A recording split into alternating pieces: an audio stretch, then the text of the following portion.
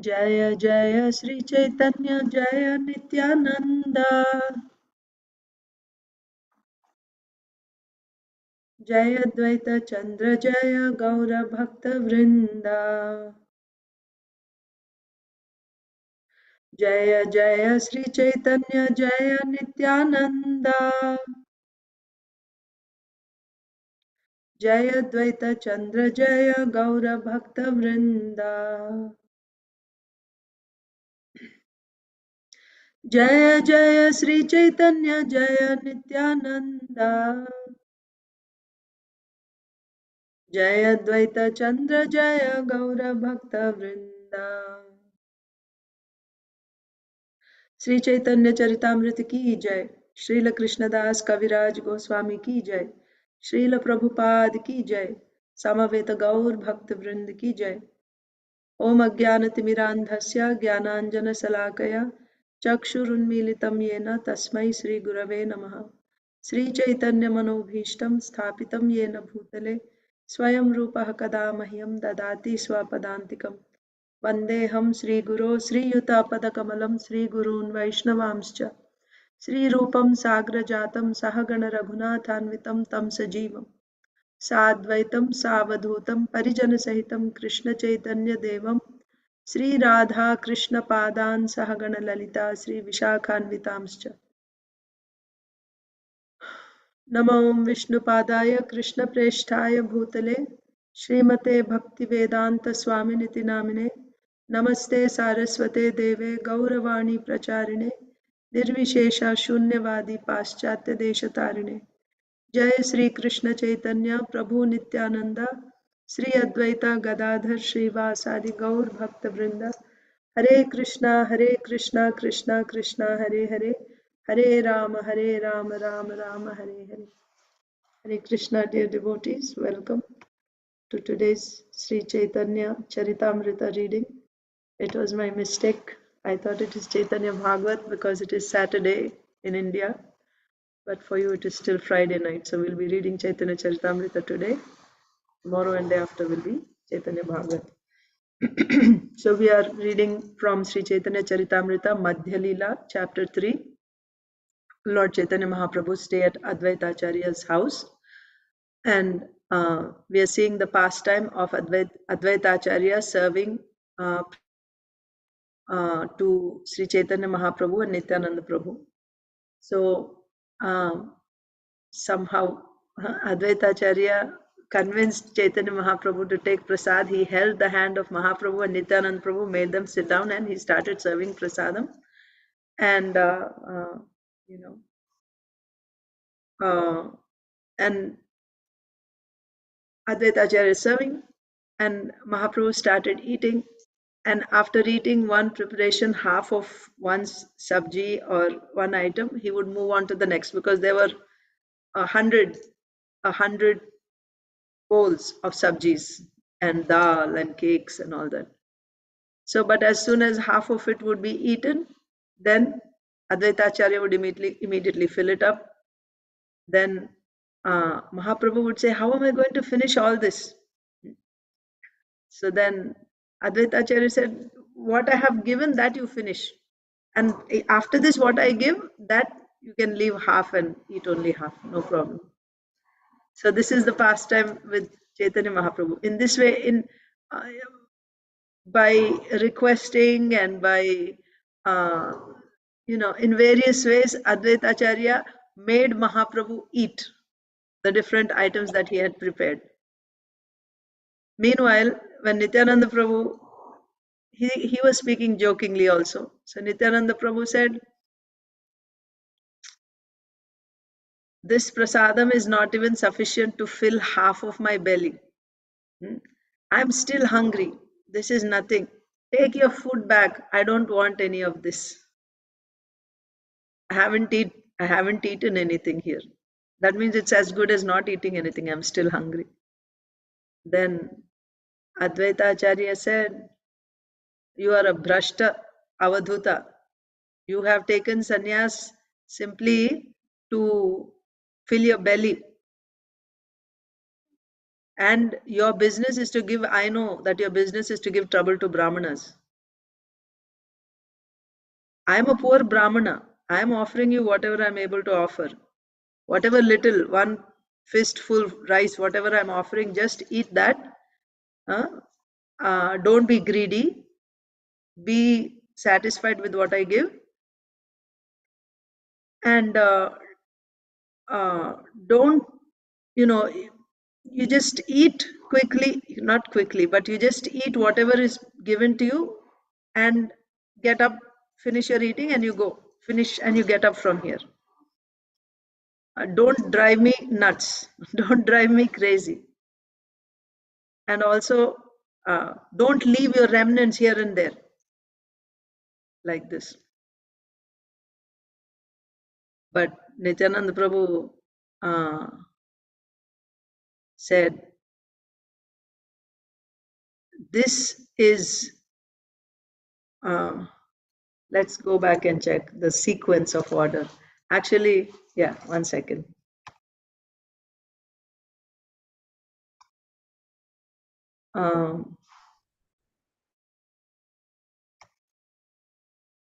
So that was said before, right?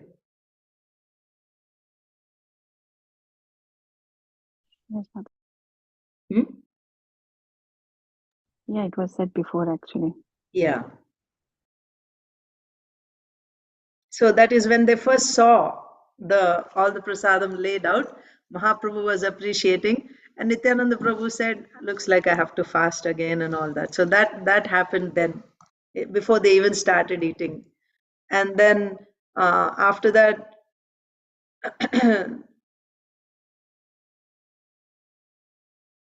Yeah.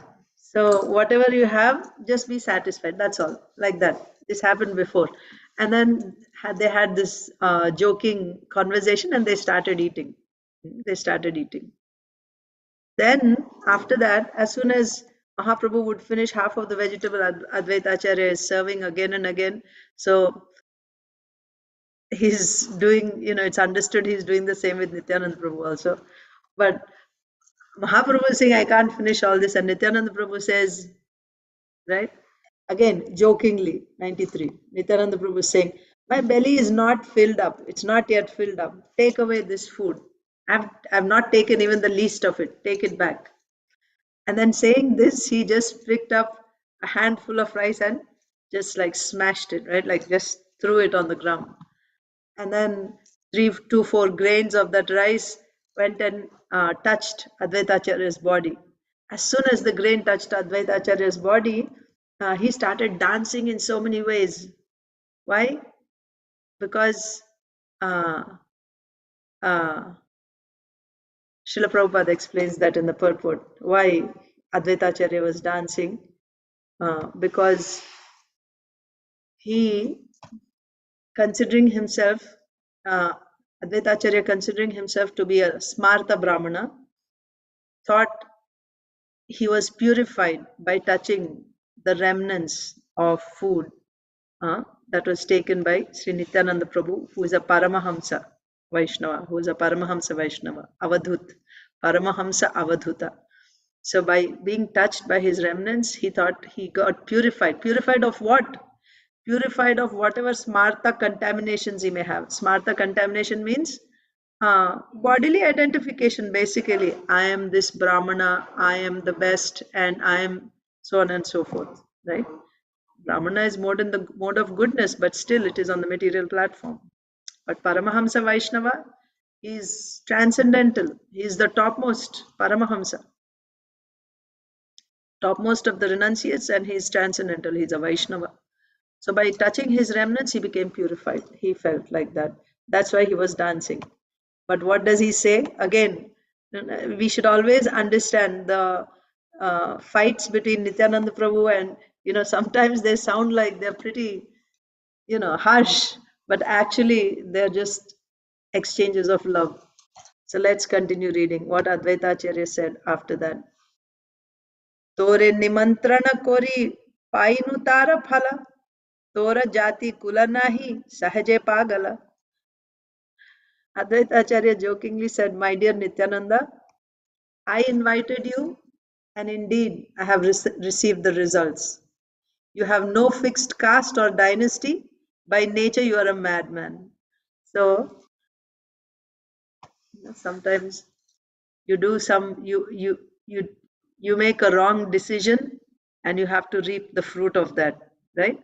You make the wrong choice, and once you make the choice you have to deal with the consequences. So like that, Advaita Acharya is saying, I invited you for prasadam in my house, and now I am reaping the benefits of that, or I'm facing the consequences of that. You made a mess in my house. Not only that, you you touched your remnants to my body. So what is the problem if I touch your remnants? We don't know who you are. What is your jati, right? I am a I am a brahmana. We don't know who you are, what your background is, because when Nityananda Prabhu left home, he was 12 years old. So, and then for 20 years he just traveled, and when he was introduced in Navadvip, he just came as a sannyasi, as a traveling mendicant, so no background information. So we don't know who you are, what your background is, and by nature you're a madman, right? From your behavior we can see, throwing food around, and So Advaita Acharya jokingly said, "My dear Nityananda, I invited you, and indeed I have received the results. You have no fixed caste or dynasty. By nature you are a madman." Okay, purport. The words Sahaja Pagala, by nature a madman, indicate that Nityananda Prabhu was transcendentally situated on the Paramhamsa stage. Yes. So Paramahamsa stage, yesterday we discussed what is a Avadhuta. Avadhuta means actually one who doesn't care for social rules and social rules, etiquette. But also we saw a Paramahamsa is beyond all etiquette. Rules and regulations are there for those who are still on the material platform. By following those rules and regulations, they want to transcend the material platform. But a Paramahamsa is already transcendental. For him, there are no rules and regulations. He is not required to follow any rules. So, by calling, and also, so that means no rules and regulations means he can act in whichever way he likes. He acts in whichever way he likes, not following any social etiquette. Now, in this world, you all must have seen at some point, people who, who have some mental disorder, they also act in whichever way they like, not caring for the people around, isn't it? Like they just start dancing on the street or speaking loudly or, yelling or laughing, right? So externally, it appears like an avadhuta because he doesn't follow any social etiquette. He dresses in whichever way he likes, and he likes not caring for others. And a madman does that also. So it appears like a Paramahamsa is a madman. Externally, it appears like that. So the word Sahaja Pagala, by nature a madman, indicate that Nityananda Prabhu was transcendentally situated on the Paramahamsa stage. Because he always remembered Radha, Krishna and their service, this was transcendental madness. But what is the madness of this Mahabhagavat Paramhamsa devotee? What is his madness? His madness is he's completely steeped, right? Drowned uh, in the love of Radha Krishna. So, because of that, he's not aware of the external world. He has no external consciousness.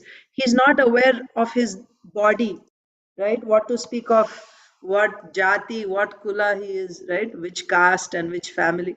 He's not even aware that of his own body. He's not aware of the place that he is in. He's not aware whether it is day or night outside because he's completely absorbed in uh, the love of Radha Krishna, is completely in his internal meditation. And even though he's walking around in this world, he's not of this world, like that. So we see from the description of Madhavendra Puri, which we will read in Sri Chaitanya Charitamrita, he was like that, right? Not aware of Madhavendra Puri.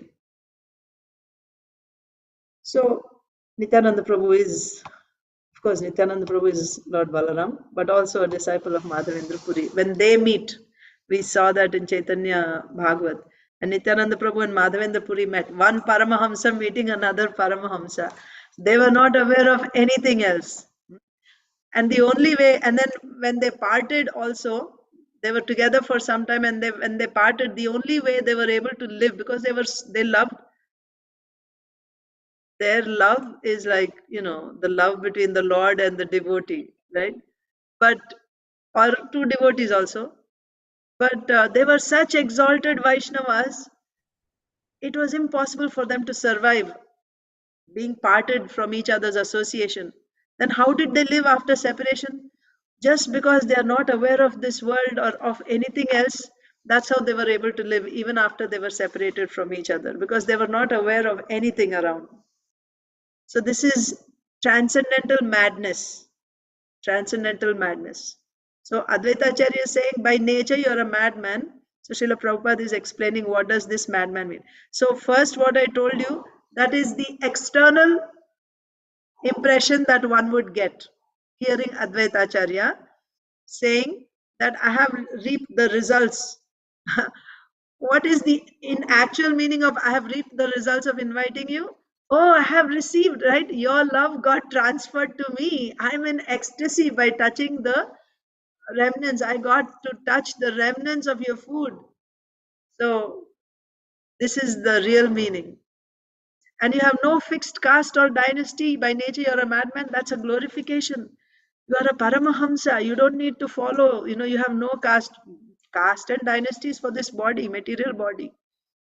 So you don't have any fixed caste or dynasty is a glorification. It's not a blasphemy or, minimization.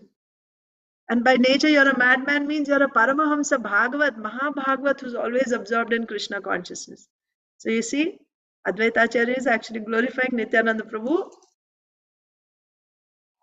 which appeared like he's actually angry and he's blaspheming Nityananda. So, because he always remembered Radha Krishna and their service, this was transcendental madness. Sri Advaita Acharya was pointing out this fact. This is the case always. Whenever you see fights between Nityananda Prabhu and Advaita Acharya, of course, here Srila Prabhupada is explaining in the purport. When you read Chaitanya Bhagavat, you're only reading the verses. So it just appears like they're having an argument, right?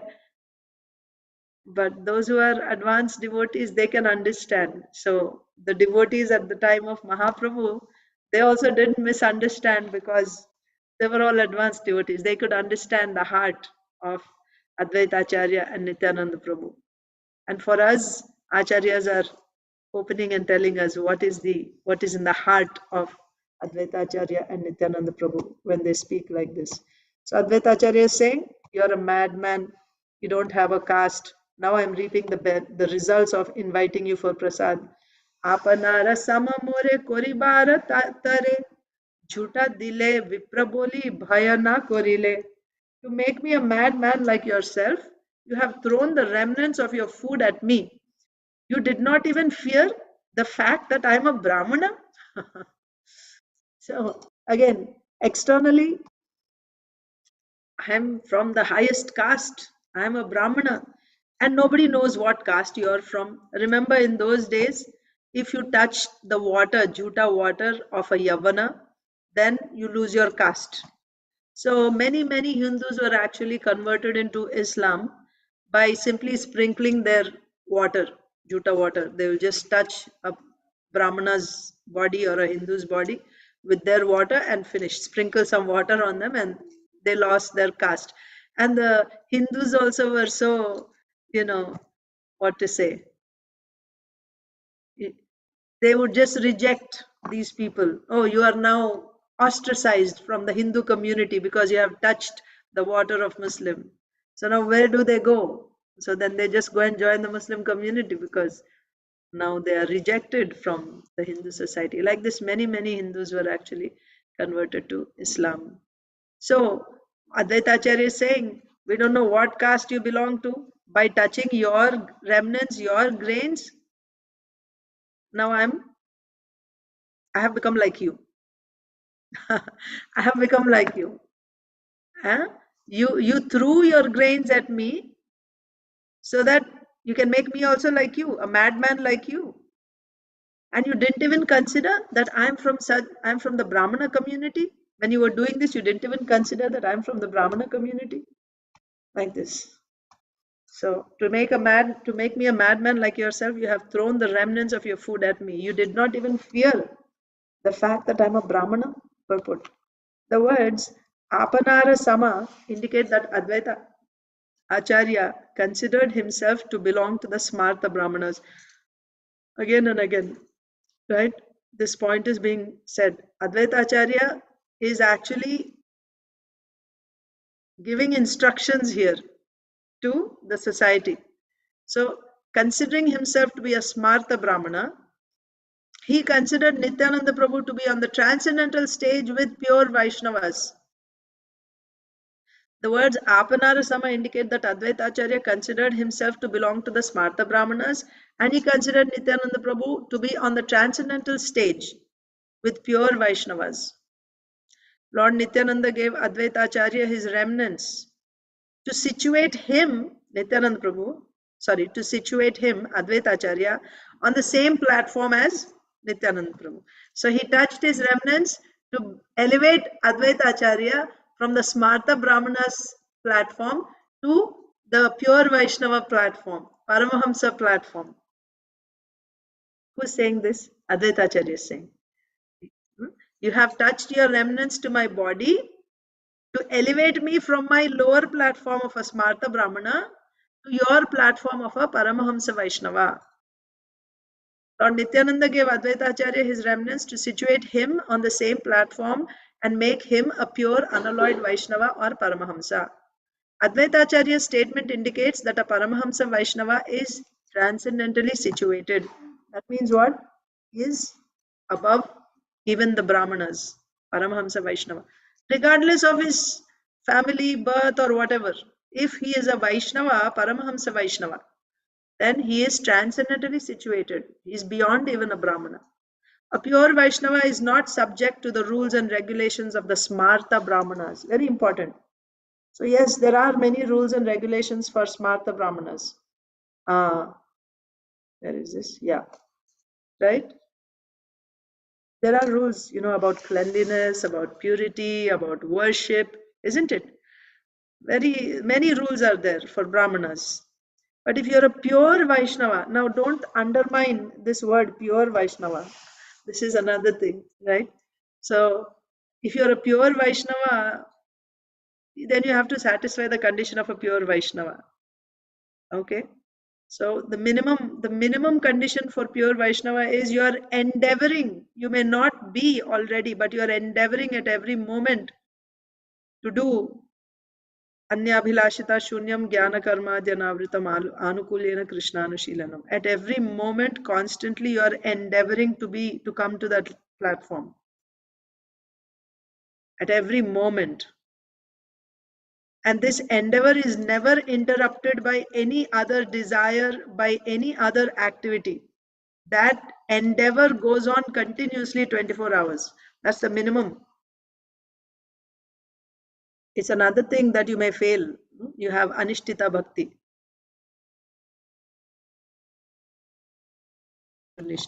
But nevertheless, the endeavor has to be there. That's when you're actually considered to be a pure devotee. Now, what to speak of a Paramahamsa Vaishnava? Paramahamsa Vaishnava means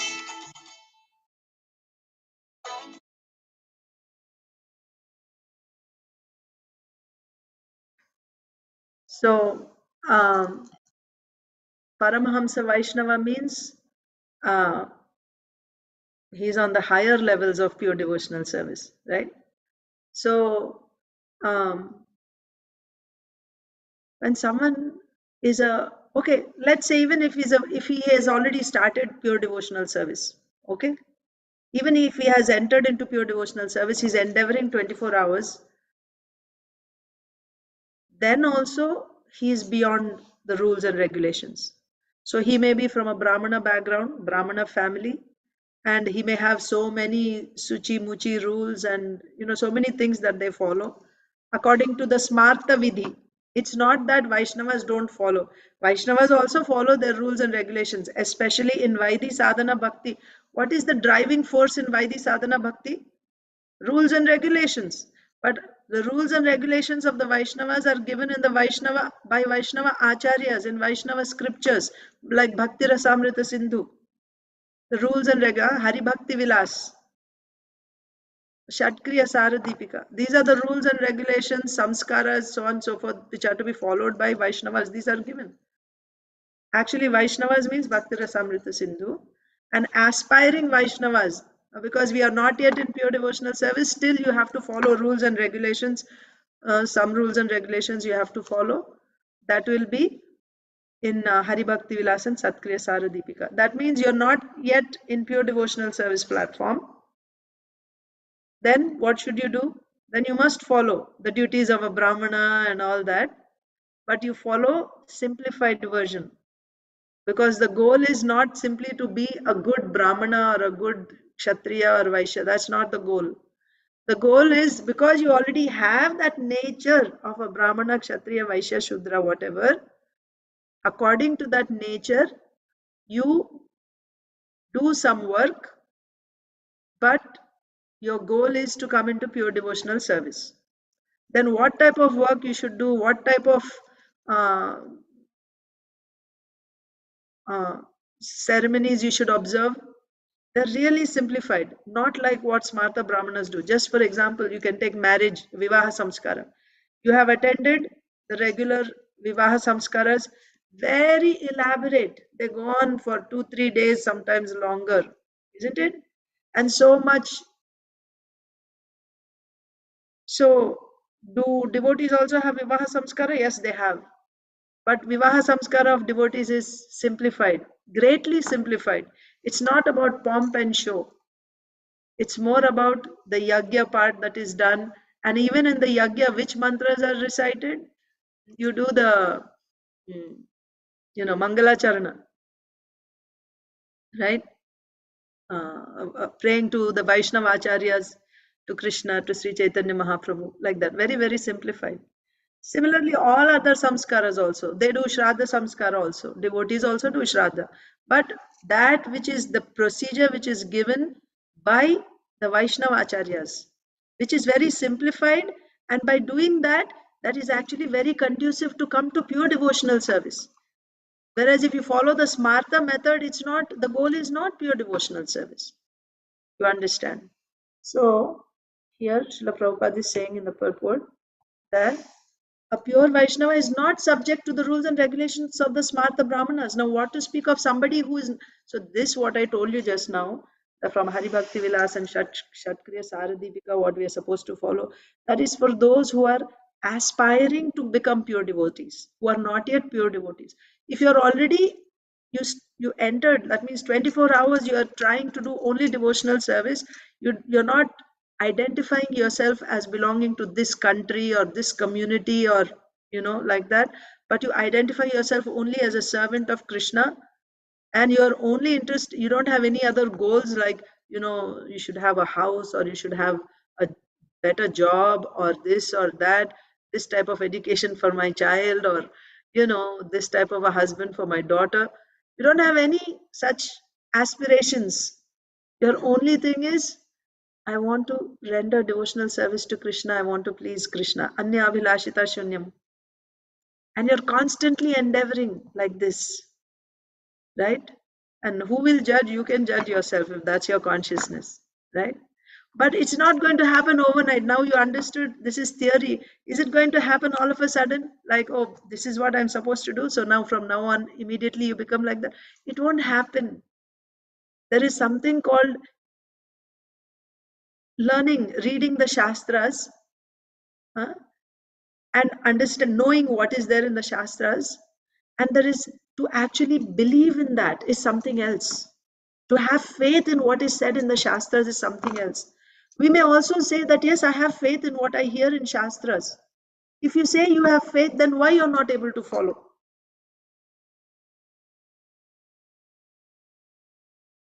Isn't it? So if you have faith means, naturally, faith means now you will be doing that, endeavoring at every moment to be Krishna conscious. That is faith. How to get this faith? That's a big question, isn't it? How to get this faith? Srila Vishwanath Chakravarti Thakur explains this in the 10th chapter of Bhagavad Gita, texts 4 to 4, 5, 6, 7, those verses. So there it is said that you want to get faith. So simply by specifically text 4, 10:4, if you see Srila Vishwanath Chakravarti Thakur's commentary, by this buddhi means your intelligence. One may be able to read Shastra, and he is very expert in even he knows the meanings of the words, right? He understands, because Shastra is describing about Krishna, about Bhakti, he understands. But still, that faith, that belief that yes, this is what I must be doing, that faith doesn't come in his heart. Even though he studies and he knows, theory is one thing, but to actually do, it's not within our capacity. Then how will you know? How will you get that faith? You'll get that faith when you get the mercy of a pure Vaishnava. That is why yasya prasadat bhagavat prasado, yasya aprasadan nagati kutopi. When you get the mercy of a pure Vaishnava, someone who's on that level of Shuddha Bhakti, when you get that person's kripa, and then you hear from pure devotees, you hear about bhakti. From pure devotees, you hear about Shuddha Bhakti. Not that you just read from Shastra yourself, but you hear about Shuddha Bhakti, you hear from scriptures, from Shuddha Bhakta. Then, by their mercy, what is said in the Shastra will make sense to you, and you will get faith in the words of Shastra. What will you do when you get faith in the words of Shastra? Now you will actually, when you get faith, you will start your sadhana, bhakti. So by doing that sadhana, you will attract the mercy of Krishna. You'll attract the mercy of Krishna. When Krishna gives his mercy, that's when you will actually understand Krishna.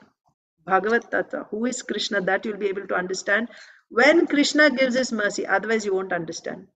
And even the scriptures, what is said in the scriptures, you may know it theoretically, but to actually, so the whole point I'm saying is, we all want to become pure devotees, isn't it? So we have heard now, this is the definition. Srila Rupa Goswami says this is the definition of pure devotional service. But why we are not able to do it yet? Because we need that mercy of a pure devotee. Then how can you get the mercy of pure devotee? Another question. You have to carry out the instructions of the pure devotee, especially for us.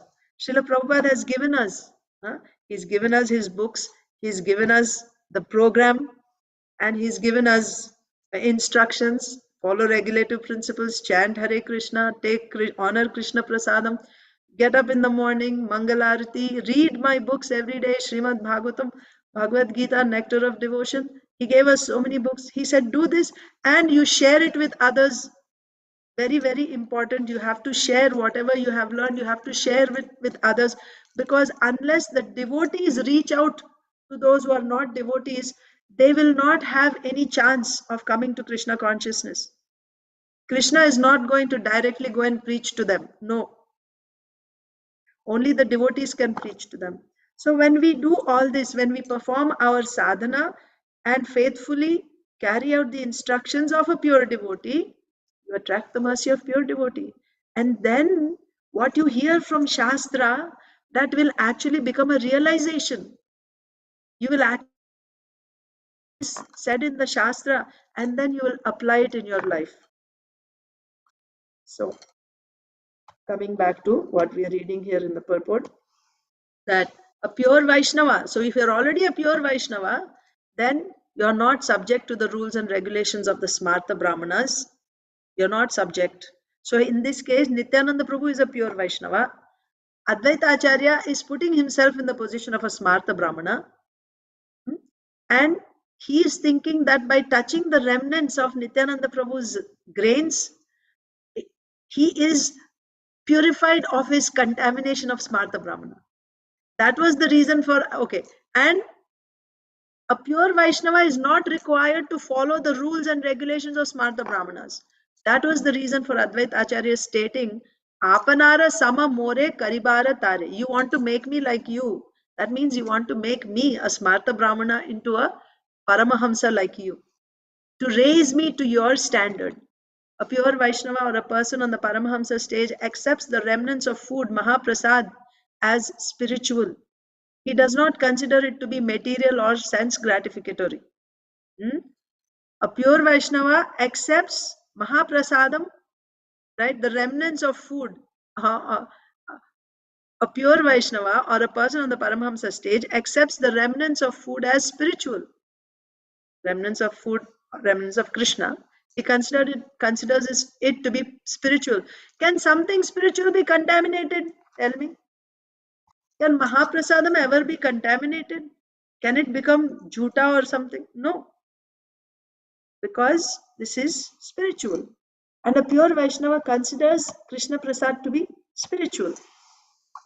He does not consider it to be material or sense gratificatory. He accepts Mahaprasad not as ordinary dal and rice, but as spiritual substance. Now again, this is a pure Vaishnava. We can compare our consciousness. Yes? When every day, I think all of us are taking prasadam only. So am I actually seeing the rice, dal, uncooked, nice, tasty, or not good? Or am I simply seeing, this is Mahaprasadam of Krishna? Consciousness. So that also will tell us where we are. Are we on the pure devotees platform or not? He accepts Mahaprasad not as ordinary dal and rice, but as spiritual substance, to say nothing of the remnants of food left by a pure Vaishnava. Prasadam is never polluted even if it is touched by the mouth of a Chandala. Look at this. This is it's a fact. But who has this vision? A pure devotee has this vision. Prasadam cannot be polluted even if it is touched by a dog or a cow or a Chandala. It does not matter, because who is more powerful?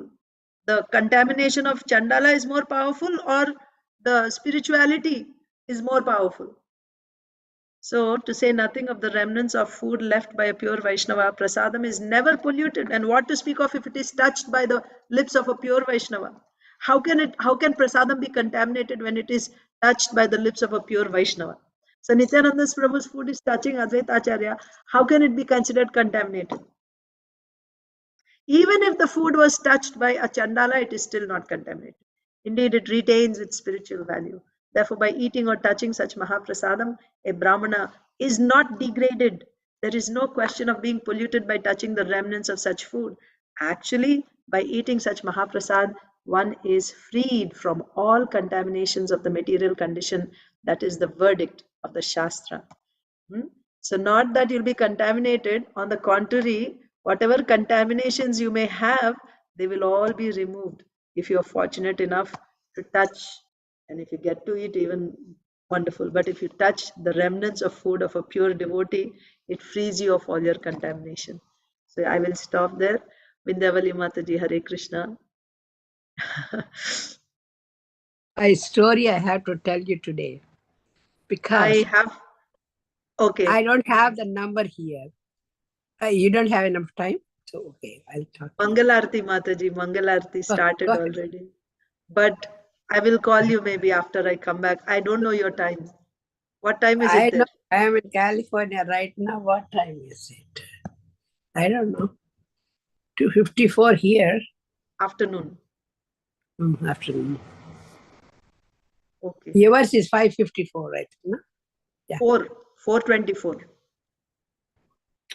3 hours. Yeah, now it's 4:24. So 2.5, I think. But I will see. Now I'll go. No problem. finally I listened at the end. So I know about the prasadam. I was thinking of Krishna's mercy.